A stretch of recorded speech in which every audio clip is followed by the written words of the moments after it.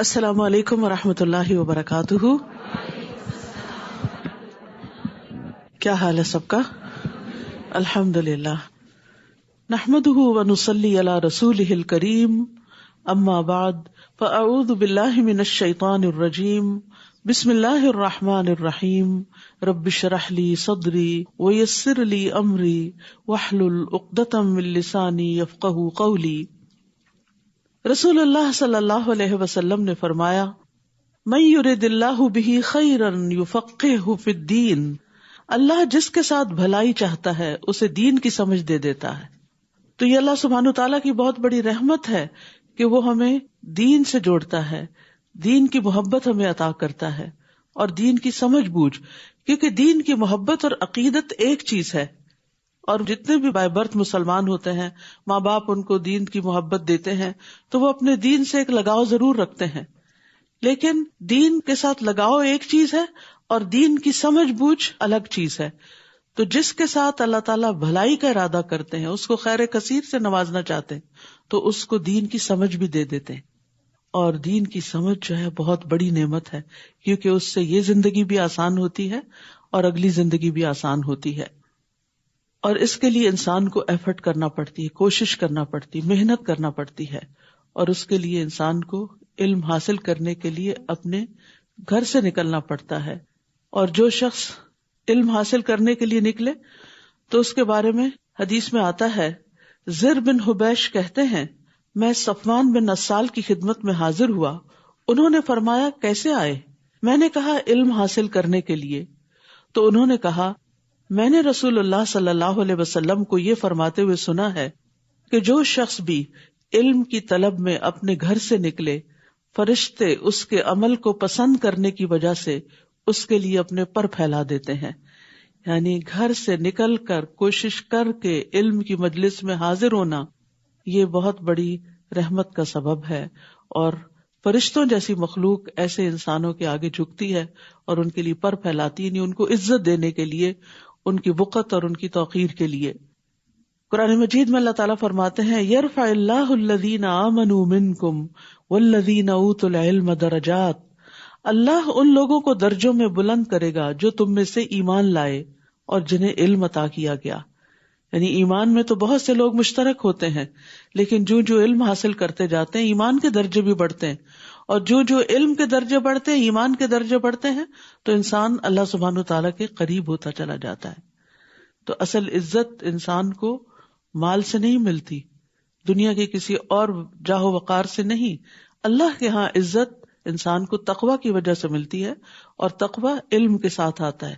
تقوی اللہ کے ڈر کا نام بھی ہے، اور انما یخشی اللہ من عبادہ العلماء، اللہ سے ڈرتے ہیں اس کے علم والے بندے.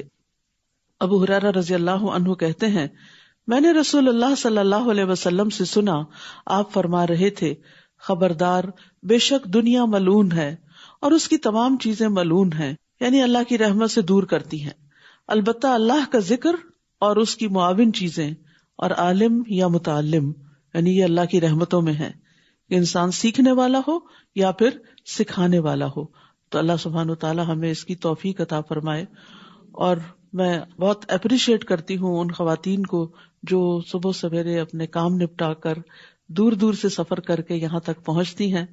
کل ہی مجھے پتا چلا کہ جب اسکاربرو کے لوگ پہنچتے ہیں تو آلریڈی 2:45 ہو چکے ہوتے ہیں، اور پھر وہاں سے اتر کے دوبارہ جو اگلی بسز لیتے ہیں تو گھر پہنچتے ان کو کتنا وقت لگ جاتا ہوگا. لیکن یہ علم کا شوق ہے جو انہیں یہاں تک لے کر آتا ہے. اللہ تعالیٰ استقامت دے. اور باقی بھی جو لوگ مختلف جگہوں سے آ رہے ہیں، اللہ سبحانہ تعالیٰ ان کا آنا بھی قبول کرے، اور ہر قدم پر فرشتے پر بچھائیں اور آپ کے درجات بلند ہوتے چلے جائیں. 5واں پارہ. اعوذ باللہ من الشیطان الرجیم. بسم اللہ الرحمن الرحیم. والمحصنات من النساء إلا ما ملكت أيمانكم كتاب الله عليكم وأحل لكم ما وراء ذلكم أن تبتغوا بأموالكم بأموالكم محصنين غير مسافحين فما استمتعتم به منهن فآتوهن أجورهن فريضة ولا جناح عليكم فيما تراضيتم به من بعد الفريضة إن الله كان عليما حكيما۔ شروع کرتی ہوں اللہ کے نام سے جو بے انتہا مہربان نہایت رحم فرمانے والا ہے۔ اور وہ عورتیں بھی تم پر حرام کی گئی ہیں، یعنی ان سے نکاح کرنا حرام ہے جو عورتوں میں سے شادی شدہ ہیں، یعنی پہلے سے کسی کے نکاح میں ہیں، سوائے ان کے جو تمہارے دائیں ہاتھ کی ملکیت میں ہوں، یعنی جنگ کے دوران جو خواتین غلام کی حیثیت سے آئیں۔ اللہ نے یہ حکم تم پر لکھ دیا ہے، یعنی یہ فریضہ ہے اللہ کی طرف سے کہ کسی شادی شدہ عورت سے کوئی مرد شادی نہیں کر سکتا، اور ان کے علاوہ باقی سب عورتیں تمہارے لیے حلال کر دی گئیں، بشرطے کہ تم اپنے اموال کے بدلے انہیں حاصل کرو، یعنی مہر ادا کر کے باقاعدہ ایجاب و قبول کے ساتھ قید نکاح میں لانے والے ہو، یعنی مستقل طور پر ان کے ساتھ زندگی گزارنے کی نیت رکھتے ہو، نہ کہ بدکاری کرنے والے، یعنی مال کے بدلے زنا نہیں کرو۔ پھر اس نکاح کے ساتھ جو بھی فائدہ تم ان سے اٹھاؤ تو انہیں ان کے مقرر کیے ہوئے مہر ادا کر دو، اور اس مہر کے مقرر کر دینے کے بعد باہم رضامندی سے اس میں کمی بیشی کرنے میں تم پر کوئی گناہ نہیں، یعنی مرد کے لیے لازم ہے کہ نکاح کے بعد عورت کو اس کا مہر ادا کرے، لیکن اگر اپنی خوشی سے عورت اس مہر میں سے کچھ کمی کر دیتی ہے یا اس کو معاف کر دیتی ہے، یعنی اسے جبراً معاف کروایا نہیں جاتا بلکہ خوشی سے اپنے شوہر کو کچھ گفٹ کر دیتی ہے، تو وہ اس کے لیے حلال ہے۔ تو اس میں کمی بیشی کرنے پر تم پر کوئی گناہ نہیں، بے شک اللہ بہت علم والا، بہت حکمت والا ہے۔ تو یہاں سے یہ پتہ چلتا ہے کہ ایک مرد کو عورت کے ساتھ شرعی طریقے سے، حلال طریقے سے رشتہ قائم کرنا چاہیے، نہ کہ غلط طریقوں سے تعلقات قائم کیے جائیں۔ اور نکاح کرنے کی اہمیت ہمارے دین میں ویسے بھی بہت ہے، کیونکہ یہ نصف دین کو مکمل کرنے کا ذریعہ ہے۔ رسول اللہ صلی اللہ علیہ وسلم نے فرمایا، جب کوئی بندہ نکاح کر لیتا ہے تو وہ اپنا آدھا دین مکمل کر لیتا ہے، لہٰذا اسے چاہیے کہ باقی آدھے دین کے بارے میں اللہ سے ڈرتا رہے۔ اور جو کوئی تم میں سے آزاد مومن عورتوں سے نکاح کرنے کی وسعت نہ رکھتا ہو تو مومن لونڈیوں میں سے جو تمہارے دائیں ہاتھ کی ملکیت ہیں نکاح کر لے، اور اللہ تمہارے ایمان کو زیادہ جانتا ہے کہ اصل انسان کی عزت اور وقت اور قیمت اللہ کی نگاہ میں ایمان کے ساتھ ہے۔ تم میں سے بعض سے ہیں، یعنی لونڈی غلام بھی انسان ہی ہیں، تو ان لونڈیوں سے ان کے مالکوں کی اجازت سے نکاح کرو اور ان کے مہر انہیں معروف طریقے سے ادا کرو، یعنی اگر یہ غلام عورت سے بھی نکاح کرو گے تو مہر ادا کرنا ہوگا۔ وہ نکاح میں محفوظ ہونے والیاں ہوں، نہ کہ بدکاری کرنے والیاں اور نہ ہی چھپے دوست بنانے والیاں۔ تو جب وہ نکاح میں آ جائیں، پھر اگر وہ کسی کھلی بے حیائی کا ارتکاب کریں تو ان پر پاک دامن عورتوں کے مقابلے میں آدھی سزا ہوگی۔ یہ اجازت اس کے لیے ہے، یعنی غلام عورت سے نکاح کرنے کی اجازت اس کے لیے ہے جو تم میں سے گناہ سے ڈرتا ہو، وہ کہیں زنا میں نہ پڑ جائے، حرام میں نہ پڑ جائے، اور اگر تم صبر کرو تو تمہارے لیے بہتر ہے۔ اللہ بہت بخشنے والا، نہایت رحم کرنے والا ہے۔ یہاں پر لونڈیوں کے بارے میں بات کی گئی۔ بہت سے لوگوں کو آج بھی اس بات پر اعتراض ہوتا ہے، اسلام نے غلامی کو یکسر ختم نہیں کیا، لیکن ایسے بہت سے طریقے اختیار کیے کہ آہستہ آہستہ وہ ختم ہو کر رہ گئی، اور آج آپ دیکھتے ہیں کہ ایسی کوئی چیز پائی نہیں جاتی۔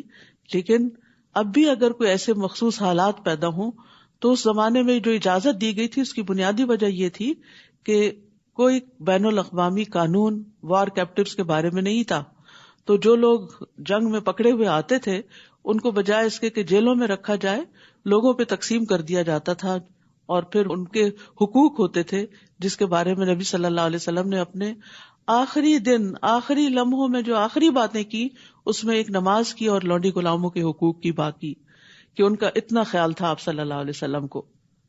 ایک اور اہم بات جو یہاں سے پتہ چلتی ہے وہ یہ کہ اللہ تمہارے ایمان کو زیادہ جانتا ہے. تو اس سے یہ پتہ چلتا ہے کہ ہمیں لوگوں کے باطن کا کھوج نہیں لگانا چاہیے کہ کس کا ایمان کتنا ہے اور کس کا تقویٰ کتنا ہے اور کون اللہ سے کتنا ڈرتا ہے. یہ تو سب کچھ اللہ کے حوالے کر دینا چاہیے. رسول اللہ صلی اللہ علیہ وسلم نے فرمایا مجھے اس کا حکم نہیں ہوا کہ لوگوں کے دلوں کی کھوج لگاؤں اور نہ اس کا حکم ہوا کہ ان کے پیٹ چاک کروں. تو اصل میں یہ ہے کہ انسان کو کسی کے ساتھ بھی معاملہ کرتے ہوئے اس کے ظاہر پر معاملہ کرنا چاہیے. اور یہاں زنا کی حرمت کے بارے میں بھی بات کی گئی. محصنات غیر مصافحات ولا متخذات اخدان. نبی صلی اللہ علیہ وسلم نے فرمایا اے عرب کی ہلاکت، میں تم سے جس چیز کے بارے میں سب سے زیادہ ڈرتا ہوں وہ زنا اور مخفی شہوت ہے. اور زانیہ عورت کی دعا بھی قبول نہیں ہوتی. نبی صلی اللہ علیہ وسلم نے فرمایا آدھی رات کو آسمان کے دروازے کھول دیے جاتے ہیں اور ایک پکارنے والا آواز دیتا ہے کہ کوئی دعا کرنے والا ہے کہ اس کی دعا قبول کی جائے، اور کوئی مانگنے والا ہے کہ اسے دیا جائے، کوئی مصیبت زدہ ہے کہ اس کی مصیبت دور کر دی جائے. یعنی آدھی رات کے بعد پکار آتی ہے اور وہ دعاؤں کی قبولیت کا وقت ہوتا ہے. پھر جو مسلمان اس وقت دعا کرتا ہے تو اللہ عز و جل اس کی دعا قبول کرتا ہے، سوائے زانیہ عورت کے جو اپنی شرمگاہ کے ذریعے کمائی کرتی ہے، یعنی اپنی عزت و جسم بیچتی ہے اور مال کماتی ہے. یرید اللہ لیبین لکم ویہدیکم سنن الذین من قبلکم ویتوب علیکم واللہ علیم حکیم. اللہ چاہتا ہے کہ وہ تمہارے لیے احکام خوب واضح کر دے اور تم سے پہلے نیک لوگوں کے طریقوں کی طرف تمہاری رہنمائی کرے اور تم پر مہربان ہو، اور اللہ بہت علم والا بہت حکمت والا ہے. اور اللہ چاہتا ہے کہ وہ تم پر مہربان ہو، اور جو لوگ خواہشات کی پیروی کرتے ہیں وہ چاہتے ہیں کہ تم سیدھے راستے سے انحراف کر کے گمراہ لوگوں کی طرف خوب مائل ہو جاؤ. تو اس سے یہ پتہ چلتا ہے کہ اللہ سبحانہ تعالیٰ نے جو احکامات ہمیں دیے ہیں ان میں بظاہر کچھ پابندیاں بھی محسوس ہوتی ہیں، لیکن یہ پابندیاں دراصل آسانیاں لاتی ہیں اور بہت سی آزادیاں انسانوں کے لیے مشکلات پیدا کر دیتی ہیں. اور اللہ چاہتا ہے کہ وہ تم پر مہربان ہو. یرید اللہ ان یخفف عنکم وخلق الانسان ضعیفا. اللہ چاہتا ہے کہ وہ تم سے بوجھ ہلکا کر دے اور انسان بہت کمزور پیدا کیا گیا ہے. یا ایھا الذین آمنوا لا تأکلوا اموالکم بینکم بالباطل. اے لوگو جو ایمان لائے ہو اپنے مالوں کو آپس میں باطل طریقے سے نہ کھاؤ، یعنی مال کمانے کے غلط طریقے اختیار نہ کرو. چوری، ڈاکہ، غصب، یتیموں کا مال لوٹ لینا، تو اس طریقے کے تمام مال ہتھیانے کے طریقے باطل طریقے ہیں. مگر یہ کہ باہمی رضامندی سے تجارت ہو اور تم اپنے آپ کو قتل نہ کرو، یعنی ایک دوسرے کو بھی قتل نہ کرو. کسی مسلمان بھائی کو قتل کرنا ایسے ہی جیسے خود کو قتل کرنا، کیونکہ پھر بدلے میں انسان قتل بھی کیا جاتا ہے. اور دوسرے یہ کہ سوئسائڈ کی ممانعت ہے. یہاں خودکشی جو ہے وہ کبیرہ گناہوں میں سے ایک ہے، اور خودکشی کرنے والا جو ہے قیامت کے دن اور پھر حساب کتاب کے بعد اگر اللہ تعالیٰ اس کو جہنم میں بھیج دیں تو مسلسل جہنم میں جلنے کے ساتھ ساتھ اس آلے سے یا اس طریقے سے اپنے آپ کو بار بار مارنے کی کوشش کرے گا جس طرح اس نے خود کو دنیا میں مارا. بے شک اللہ تم پر نہایت مہربان ہے. یاد رکھیے اس زندگی کی قیمت پہچانیے، اس زندگی کی قدر کیجیے. یہ وقت کمانے کا ہے، آخرت بنانے کا ہے. اس میں مشکلات آتی ہیں تو اس میں مایوس نہ ہو اور اپنے آپ کو ختم نہ کر دیں، کیونکہ اب تو کہتے ہیں کہ مر جائیں گے، مر کے بھی چین نہ پایا تو کدھر جائیں گے. اگر مرنے کے بعد بھی مسائل کم نہ ہوئے اور بڑھ گئے، مصیبت اور زیادہ ہو گئی، تو پھر کہاں جائیں گے؟ پھر تو اپنی کوئی آزادی بھی نہیں ہوگی کہ ایک دفعہ پھر سے خود کو ختم کر دیا جائے. وَمَن يَفْعَلْ ذَلِكَ عُدْوَانًا وَظُلْمًا فَسَوْفَ نُصْلِيهِ نَارًا وَكَانَ ذَلِكَ عَلَى اللَّهِ يَسِيرًا. اور جو کوئی ظلم اور زیادتی سے ایسا کرے گا تو ہم ضرور اسے آگ میں جلائیں گے، اور یہ اللہ پر بہت آسان ہے. اگر تم ان بڑے بڑے گناہوں سے بچتے رہو گے جن سے تم روکے جاتے ہو تو ہم تمہاری برائیاں تم سے دور کر دیں گے اور تمہیں مقام عزت یعنی جنت میں داخل کریں گے. تو یہاں کبیرہ گناہوں سے بچنے کا حکم دیا جا رہا ہے. ابن عباس کہتے ہیں کہ ہر وہ گناہ کبیرہ ہے جس کو اللہ نے جہنم کی وعید یا لعنت یا غضب کی وعید پر ختم کیا. یعنی جس گناہ پر جہنم کی سزا بتائی گئی یا جس گناہ پر لعنت کی گئی وہ کبیرہ گناہ ہے۔ اللہ کے رسول صلی اللہ علیہ وسلم نے کچھ کبیرہ گناہوں کا ذکر کیا ہے، اس میں ایک اللہ کے ساتھ شرک کرنا، یہ سب سے بڑا کبیرہ گناہ ہے جس کی معافی ہی نہیں۔ پھر والدین کی نافرمانی کرنا۔ پھر آپ تکیہ لگائے ہوئے تھے، پھر اٹھ بیٹھے اور فرمایا خبردار اور جھوٹی گواہی دینا۔ پھر مسلسل اسی کی تکرار کرتے رہے یہاں تک کہ ہم لوگ کہنے لگے کاش آپ خاموش ہو جائیں۔ اسی طرح ایک اور روایت میں آپ صلی اللہ علیہ وسلم نے فرمایا 7 ہلاکت خیز گناہوں سے بچو۔ صحابہ نے عرض کیا اللہ کے رسول وہ کیا ہیں؟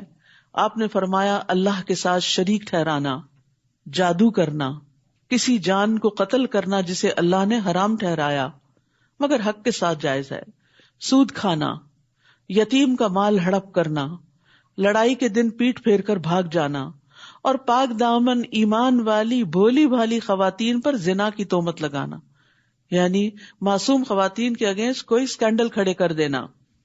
تو یاد رکھیے لا الہ الا اللہ اس وقت فائدہ دیتا ہے جب کبائر سے بچا جائے۔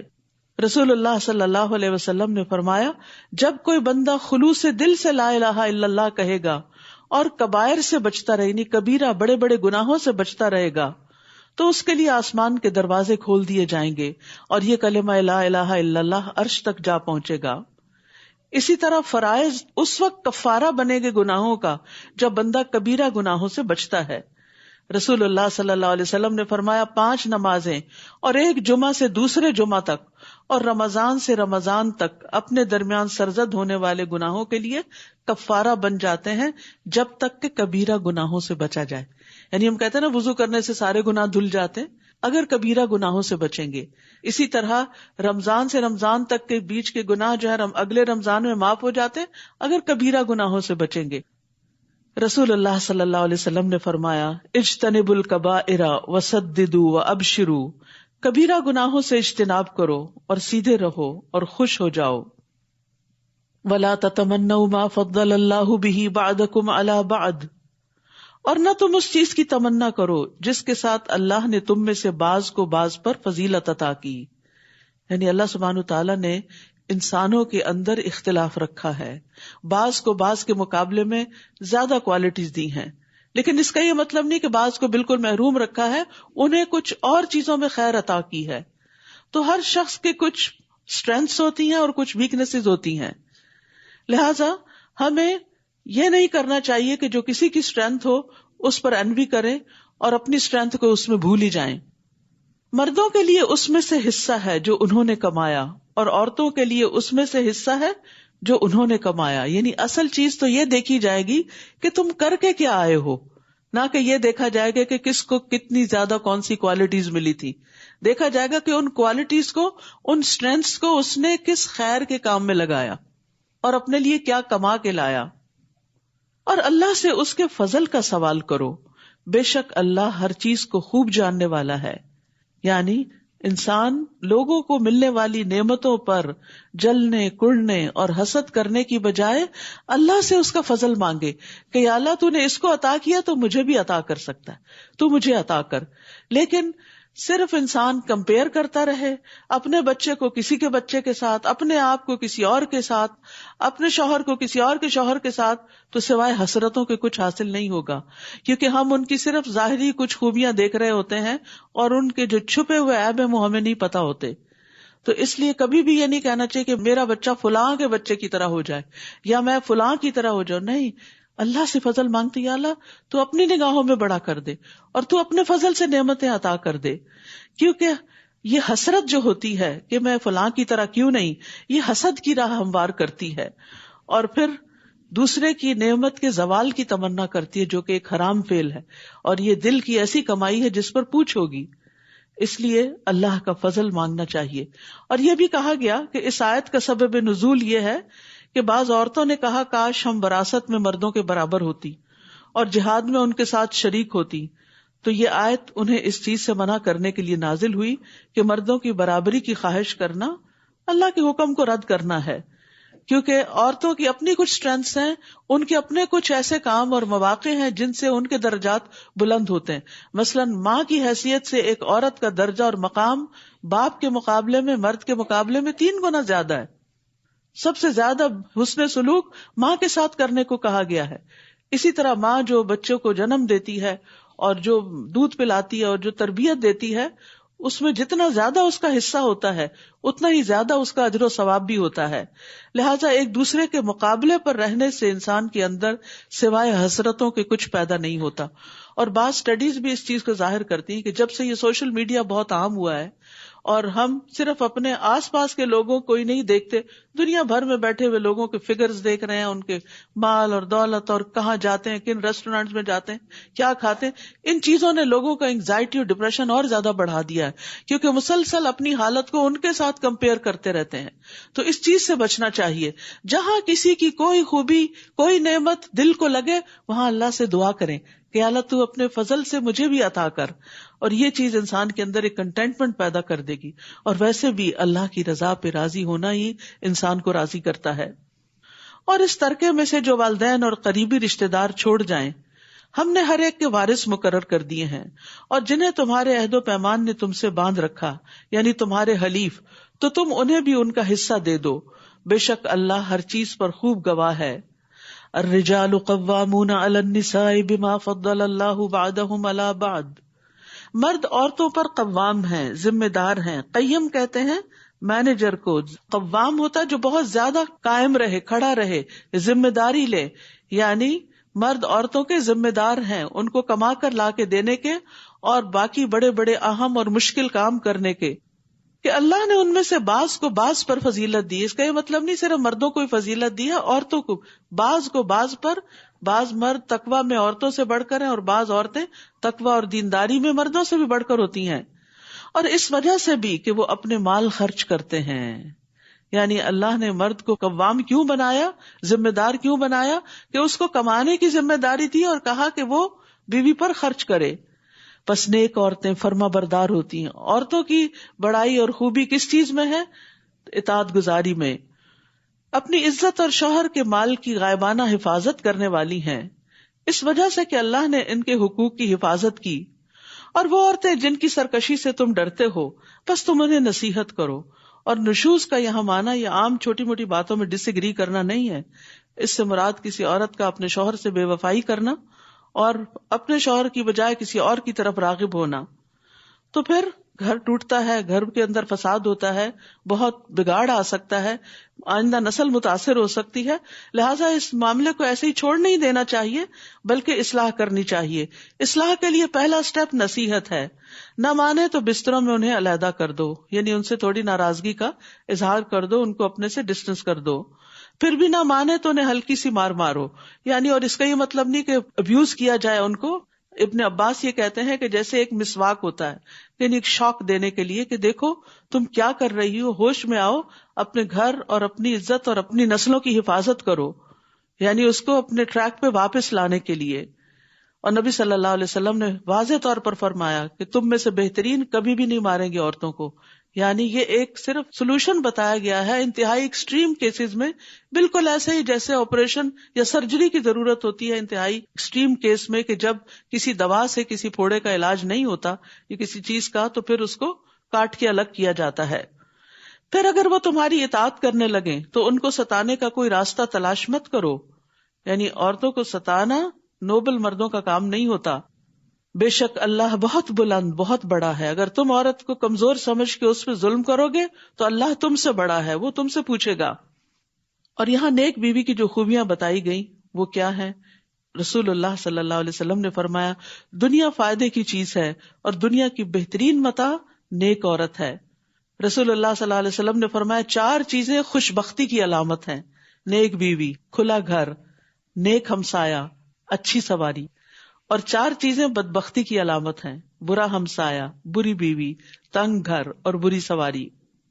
اور یہاں نیک خواتین کی ایک خاص خوبی بتائی گئی کہ وہ شوہروں کی غیر موجودگی میں شوہر کی عزت، گھر بار، مال، اولاد کی حفاظت کرنے والی ہوتی. یعنی جو چیزیں ان کی کسٹڈی میں ہیں ان کی ٹیک کیئر کرتی ہیں. رسول اللہ صلی اللہ علیہ وسلم نے فرمایا بہترین بیوی وہ ہے جس کی طرف تم دیکھو تو تمہیں خوش کر دے، اسمائلنگ ہو، ہیپی ہو، ہر وقت شکوے شکایتیں نہیں، ہر وقت منہ بسور کے اور ناراضگی کا اظہار نہیں کرنا، ہر وقت تھکے تھکے نہیں نظر آنا، اور جب تم کسی بات کا حکم دو تو بجا لائے، اور تمہاری غیر موجودگی میں تمہارے مال اور اپنی ذات کی حفاظت کرے۔ رسول اللہ صلی اللہ علیہ وسلم نے فرمایا بہترین عورتیں اونٹوں پہ سوار ہونے والی ہیں وہ قریش کی نیک عورتیں ہیں، یعنی اس زمانے میں جو سب سے بہترین عورتیں تھیں ان کی بات کی گئی۔ چھوٹے یتیم بچوں پر سب سے زیادہ مہربان ہیں، یعنی اگر شوہر فوت بھی ہو جائے تو اپنے بچوں کی خاطر اپنی زندگی قربان کر دیتی ہیں، اور اپنے خامدوں کے مال کی زیادہ حفاظت کرنے والی ہیں۔ تو یہ دو چیزیں، اولاد اور مال کی حفاظت کرنا، یہ عورت کی ذمہ داری ہے، اور شوہر سے ضد میں آ کے بچوں کی پٹائی کر دینا، یا پھر یہ کہ مال کو بے وجہ ضائع کرنا کہ مجھے پرواہ نہیں، ٹھیک ہے اور کمائے اور خوار ہو، میں اپنا بدلہ اس طرح چکاؤں گی، تو یہ نیک عورتوں کا کام نہیں ہوتا۔ اگر آپس کے کچھ ایشوز ہوں ایک دوسرے سے، یعنی کہ کچھ چیزیں اختلافی ہوں، تو ان کو بیٹھ کر سلجھا لینا چاہیے، سالو کر لینا چاہیے، نہ کہ ایک دوسرے کو نقصان دینا اور گھر بار اور نسلوں کو نقصان دینا۔ یہ پھر جہاں ظلم ہوگا جو بھی کرے گا اللہ اس کو پوچھے گا۔ پھر فرمایا اور اگر تمہیں ان دونوں میاں بیوی کے درمیان شدید اختلاف کا ڈر ہو، یعنی نہیں سالو ہو رہے ایشوز، آپس میں نہیں ریزالو ہو رہی مشکلات، تو پھر کیا کرو، تو ایک منصف اس مرد کے گھر والوں میں سے اور ایک منصف اس عورت کے گھر والوں میں سے مقرر کر لو۔ اگر وہ دونوں اصلاح چاہیں گے تو اللہ ان دونوں کے درمیان موافقت پیدا کر دے گا۔ میاں بیوی کے جھگڑے میں جو چیز آپس کی موافقت کا سبب بنتی ہے وہ نیت ہے۔ جو گھر بسانا چاہے گا، جو ایک دوسرے کے ساتھ چلنا چاہے گا، اللہ تعالیٰ ان کے دلوں میں موافقت پیدا کر دے گا۔ لیکن اگر بسنے کی نیت نہیں ہے، بسانے کی نیت نہیں، اور پیچھے سے بھی اکسایا جا رہا ہے، کوئی ضرورت نہیں رہنے کی، واپس آ جاؤ، ہمارے پاس کمی نہیں ہے، ہم تمہارا خیال رکھ سکتے ہیں، تو پھر کیا ہوگا، پھر گھر نہیں بنتے۔ سب سے پہلے تو یہ کہ مرد اور عورت دو مختلف چیزیں، یہی بہت بڑا اختلاف ہے۔